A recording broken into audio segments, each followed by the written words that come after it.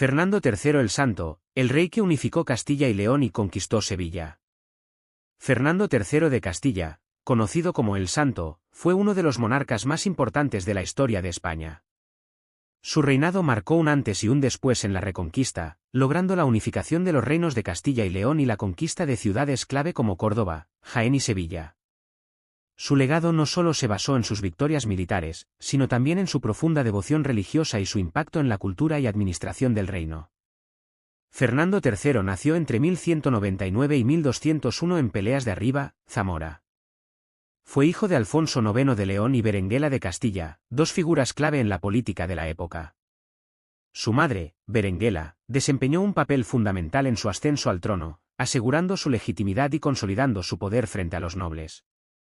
En 1217, tras la muerte de su tío Enrique I de Castilla, Fernando fue proclamado rey de Castilla. Sin embargo, su camino al trono no fue sencillo, ya que tuvo que enfrentar la oposición de varios nobles. Gracias a la habilidad diplomática de su madre, logró consolidar su posición y comenzar su reinado con estabilidad. En 1230, tras la muerte de su padre Alfonso IX, Fernando heredó el trono de León, unificando ambos reinos bajo su mando. Esta unión fue clave para fortalecer el poder cristiano en la península ibérica y sentar las bases de futuras conquistas. Fernando III fue un monarca profundamente comprometido con la Reconquista, la lucha cristiana por recuperar los territorios ocupados por los musulmanes. Su reinado estuvo marcado por una serie de campañas militares que llevaron a la conquista de importantes ciudades. Córdoba, 1236. La ciudad, que había sido un gran centro cultural y político musulmán, cayó en manos cristianas tras un asedio prolongado. La victoria de Fernando III marcó un punto de inflexión en la Reconquista. Jaén, 1246. La conquista de Jaén permitió a Castilla consolidar su dominio en el sur de la península y preparar el ataque final contra Sevilla. Sevilla, 1248. La toma de Sevilla fue una de las mayores hazañas de Fernando III. La ciudad resistió ferozmente, pero finalmente cayó tras un asedio en el que la flota castellana, comandada por Ramón Bonifaz, bloqueó el acceso marítimo y cortó los suministros. Tras estas conquistas, el reino musulmán de Granada quedó como el último bastión islámico en la península, aunque bajo un régimen de vasallaje con Castilla. Fernando III no solo fue un gran estratega militar, sino también un gobernante visionario.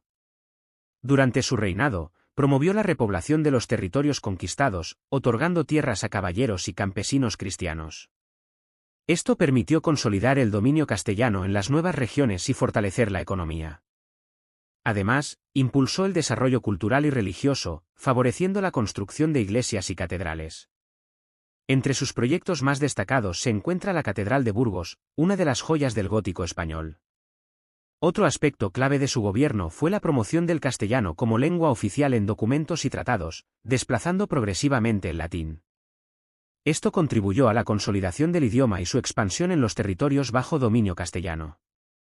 Fernando III fue un monarca profundamente religioso. Su fe cristiana influyó en muchas de sus decisiones y le valió el reconocimiento de la Iglesia. Se dice que antes de la conquista de Sevilla tuvo una visión de la Virgen María, quien le aseguró la victoria. Tras su muerte en 1252, fue enterrado en la Catedral de Sevilla, donde su tumba sigue siendo un símbolo de su legado. En 1671, el Papa Clemente X lo canonizó, convirtiéndolo en San Fernando, patrón de Sevilla y de varias localidades en España y América Latina. El impacto de Fernando III en la historia de España es incuestionable. Su reinado consolidó la expansión cristiana en la península y sentó las bases para el futuro dominio de Castilla sobre el resto de los reinos ibéricos. Su legado sigue vivo en la cultura, la religión y la identidad española. Hoy en día, su figura es recordada en múltiples monumentos, calles y festividades. Su papel en la Reconquista y su devoción religiosa lo convierten en uno de los monarcas más emblemáticos de la historia de España.